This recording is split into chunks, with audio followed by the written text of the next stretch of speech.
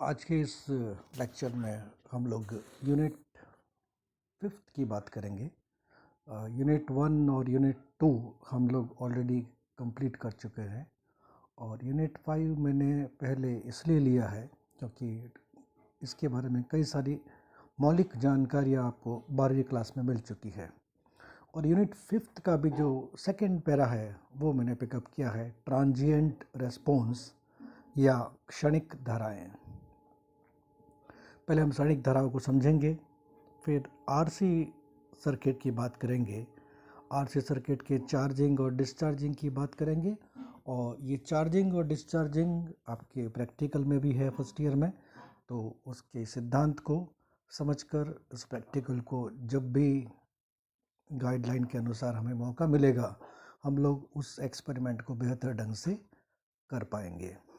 तो पहले हम समझें कि क्षणिक धाराएं क्या होती है। what are transient currents? जब किसी परिपथ में प्रेरकत्व यानी L अथवा संधारित्र यानी C दोनों ही जुड़े हो तो धारा वृद्धि एवं धारा क्षय का प्रेरित विद्युत वाहक बल द्वारा विरोध किया जाता है। इसलिए जब ऐसे परिपथ में धारा का प्रवाह आरंभ किया जाता है तो विद्युत धारा अपने अधिकतम मान को प्राप्त करने में कुछ समय लेती है। इसी प्रकार जब हम इस प्रकार के परिपथ में विद्युत धारा का प्रवाह बंद करते हैं तो परिपथ में प्रवाहित धारा अपने न्यूनतम मान को प्राप्त करने में भी कुछ समय लेती है। अर्थात आरसी, एलआर या एलसीआर परिपथ को विद्युत स्रोत के साथ ऑन या ऑफ करने की प्रक्रिया में धारा यकायक सडनली 0 से मैक्सिमम या मैक्सिमम से 0 नहीं होती, बल्कि उत्पन्न विरोधी विद्युत वाहक बल यानी इंड्यूस्ड ईएमएफ के कारण ऐसा होने में कुछ समय लगता है। तो अगर हम इस परिभाषा को देखें, जो कई बार 1 नंबर का प्रश्न पूछा जाता है कि वे धाराएं जो किसी आरसी या आरएल परिपथ में धारा वृद्धि एवं धारा क्षय के समय निश्चित अल्प समय के लिए परिवर्तित होती है, क्षणिक धाराएं या ट्रांजिएंट करंट कहलाती है। अब हम आरसी परिपथ के ट्रांजिएंट बिहेवियर को समझेंगे। जैसा कि सर्किट डायग्राम दिखाया गया है, प्रतिरोध R को श्रेणी क्रम में एक संधारित्र C तथा एक मोड्स की K द्वारा श्रेणी क्रम में नियत विद्युत वाहक बल वाली बैटरी E से जोड़ा गया है। तो यदि मोड्स की को दबाया जाए तो संधारित्र का आवेशन यानी करंट फ्लो होगा, तो कैपेसिटर चार्ज होगा, और जब हम इसको छोड़ेंगे तो जो स्टोर्ड एनर्जी है कैपेसिटर में वो रजिस्टर में रिलीज होगी यानी कैपेसिटर डिस्चार्ज होगा। ये दोनों प्रक्रम टाइम पर डिपेंड करने वाले हैं और क्षणिक धारा उत्पन्न कर एक विशिष्ट बिहेवियर को डेमोन्स्ट्रेट करते हैं, जिसे आरसी परिपथ का क्षणिक व्यवहार कहते हैं। अब हम संधारित्र के आवेशन की चर्चा करेंगे, चार्जिंग ऑफ ए कंडेंसर। तो जैसा कि चित्र 1 में थोड़ी देर पहले हमने चर्चा की कि जब मोड्स की को प्रेस करते हैं तो बैटरी से परिपथ में धारा प्रवाहित होती है जो प्रतिरोध में से होकर संधारित्र का आवेशन प्रारंभ करती है। के को दबाकर परिपथ ऑन करते ही आरंभ में आर में अधिकतम धारा यानी I0 is equal to E/R प्रवाहित होती है और प्रतिरोध के सिरों पर विभवांतर अधिकतम हो जाता है यानी E जितना हो जाएगा, और उस समय संधारित्र पर कोई आवेश नहीं होता है। तत्पश्चात प्रतिरोध में प्रवाहित धारा से कैपेसिटर का आवेशन होने लगता है और परिपथ में धारा कम होने लगती है। इस प्रकार कैपेसिटर पर आवेश यानी समीकरण Q is equal to CV से Q बढ़ने लगता है। अंत में जब संधारित्र कंप्लीटली चार्ज हो जाता है तो परिपथ में प्रवाहित धारा का मान 0 हो जाता है। यानी कैपेसिटर के सिरों पे इस वक्त वोल्टता हो जाती है V is equal to applied voltage E। माना आवेशन प्रक्रिया में किसी समय t पर प्रतिरोध R से प्रवाहित धारा I है, जिसके कारण कैपेसिटर में आवेश Q स्टोर हो जाता है। संधारित्र के आवेशन से किसी क्षण उत्पन्न विभवांतर यानी कैपेसिटर के सिरों पे उत्पन्न विभवांतर Vc is equal to Q by C और रजिस्टर के सिरों पे उत्पन्न विभवांतर किसी समय t पर Vr is equal to I R. Therefore E is equal to Vc plus Vr. Therefore, E can be written as Q by C plus IR. जब संधारित्र पूर्ण रूप से आवेशित हो जाता है तो उस समय संधारित्र की प्लेटों पर आवेश अधिकतम हो जाता है। माना ये आवेश Q0 है और संधारित्र के सिरों पे उत्पन्न विभवांतर Vc is equal to Q by C. अब Q0 बाई सी अर्थात E के बराबर हो जाएगा और इस समय परिपथ में प्रवाहित धारा का मान 0 हो जाएगा।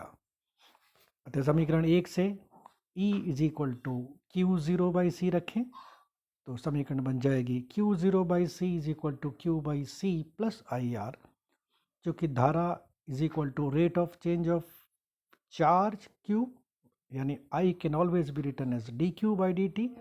सो Q0 by C is equal to Q by C plus R into D Q by D T. Separation of variable करें तो Q0 minus q by R C is equal to d Q by D t. D q के नीचे आवेश ले आएँ तो d q upon Q0 minus q is equal to 1 upon R C into d t. और यदि इसे integrate करें तो we will get natural log with minus sign Q0 minus q is equal to t by R C plus some constant of integration, जिसे ए द्वारा दिखाया गया है।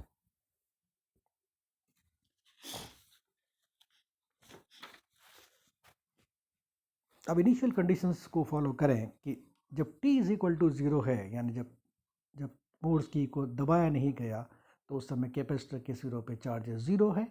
So if you put t is equal to 0 in the previous equation we have a is equal to minus log of Q0.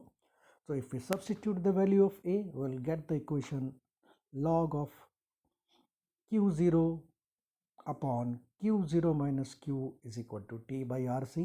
चूँकि natural log है उधर जाएगा तो एक्सपोनेंशियल हो जाएगा। So we have Q0 upon Q0 minus Q is equal to e to the power t by R C. समीकरण को उल्टा कर दें तो Q0 minus Q upon Q0 can be written as e to the power minus t by R C, or you can say 1 minus q by q0 is equal to e to the power minus t by rc, and eventually we will get the equation 3 q is equal to q0 1 minus t to upon e to the power minus t by rc। तो समीकरण 3 से स्पष्ट है कि RC परिपथ में संधारित्र पर आवेश के मान में चर घातांकीय रूप से वृद्धि होती है, जैसा कि चित्र में भी दिखाया गया है। अर्थात यदि हम Q का T के साथ आलेख खींचें, ग्राफ ड्रॉ करें तो ये चित्रानुसार होगा। तो चित्र से वेरी ऑब्वियस है कि जो जो टाइम बढ़ता है संधारित्र पर आवेश का मान चर घातांकीय रूप से बढ़ना शुरू होता है और ultimately it will achieve the value of Q0 after a long time, और टाइम डिपेंड करेगा सर्किट एलिमेंट्स पे।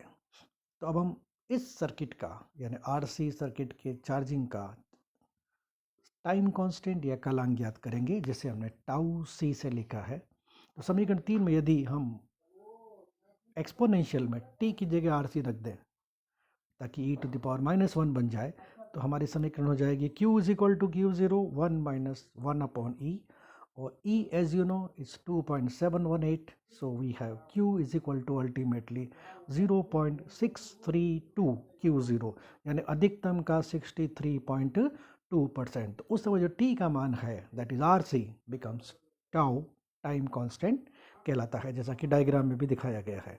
तो मैक्सिमम Q0 है उसका हम 63.2% लें तो उसके नीचे आएगा। वहाँ से अगर एक पैरेलल लाइन खींचें Q0 के तो जिस बिंदु पर कर्व को काटेगी उस पर नीचे ड्रॉप करने पर t is equal to R C आ जाएगा। तो इस तरह से एक्सपेरिमेंटली टाइम कांस्टेंट का मान इस स्थिति में ज्ञात किया जा सकता है। इस प्रकार वह निश्चित समय जिसमें संधारित्र के आवेश का मान 0 से बढ़कर 63.2% अधिकतम का हो जाता है, आरसी परिपथ का कालांक कहलाता है। ऑब्वियसली टी है तो इसकी यूनिट कितनी हो जाएगी, सेकंड हो जाएगी। इसी प्रकार चूंकि हमने इक्वेशन कुछ देर पहले देखा कि d Q by D t is equal to q zero minus q upon R C, और R C is tau C, so this is q zero minus q upon tau C. तो किसी particular time t पर q zero minus q का मान नियत रहेगा, क्योंकि q zero तो ऑलरेडी कांस्टेंट है, और एक पर्टिकुलर टाइम टी पर क्यू का मान भी नियत रहेगा। So we can say d Q by D t is proportional to 1 upon tau C, अर्थात टाउ सी का मान जितना अधिक होगा, आवेश वृद्धि की दर यानी D Q by D T उतनी ही कम होगी, अर्थात संधारित्र का आवेशन देरी से होगा। इसी प्रकार यदि टाउ सी का मान कम है, यदि टाउ सी का मान कम है तो आवेश वृद्धि दर उतनी ही अधिक होगी, जिससे संधारित्र का आवेश शीघ्र होगा। तो एक्सपेरिमेंटली हम चाहते हैं कि आवेशन धीरे धीरे हो, ताकि पाठ्यांक को, रीडिंग्स को इत्मीनान से लिया जा सके, इसलिए हम आर सी का मान अधिक चूज करते हैं। अब हम बात करेंगे करंट डिके के बारे में। अगर हमको आवेश का मान पता है तो आवेश को with respect to t differentiate करके धारा का मान हमेशा ज्ञात किया जा सकता है। So if we differentiate equation q is equal to q zero 1 minus t upon R C, then we have d Q by D t which is nothing but I is equal to d by D t of q zero 1 minus e to the power minus t by R C. चूँकि q zero अधिकतम मान है, नियत है, तो उसका differential zero हो जाएगा। e to the power minus t by R C का डिफरेंशियल माइनस 1 अपॉन सी आगे आ जाएगा। So we are left with q zero by R C e to the power minus t by R C. तो q by R C, q zero आवेश है, are C का unit time है, तो धारा होना चाहिए, जिसे हमने अधिकतम धारा आई जीरो से लिखा है, जिसे धारा का शिखर मान भी कहते हैं। तो संधारित्र के चार्जिंग में धारा का मान I is equal to I zero e to the power minus t by R C, अर्थात धारा चर घातांक के रूप से घटेगी, जैसा थोड़ी देर पहले हमने डिस्कस किया था। उसी तरह से अगर हम t is equal to R C रखें, that is nothing but tau C, तो I is equal to I zero by e हो जाएगा, that is 36.8% of I zero. तो जैसा कि चित्र में दिखाया गया है, अगर हम i और t में ग्राफ खींचे तो we will get a exponential curve, जो t के बहुत अधिक मानों पर t की एक्सिस को टच करेगा। तो अब हम अगर टाइम कांस्टेंट को डिफाइन करें तो ऑब्वियसली वह निश्चित समय जिसमें आवेशन प्रक्रिया में परिपथ में धारा अधिकतम धारा के 36.8% रह जाए, क्योंकि शुरू में मैक्सिमम है, धारा का कालांक कहलाता है। इस प्रकार आरसी परिपथ में आवेशन के समय प्रारंभ में t इज इक्वल टू 0 पर आवेश शून्य और धारा अधिकतम होती है।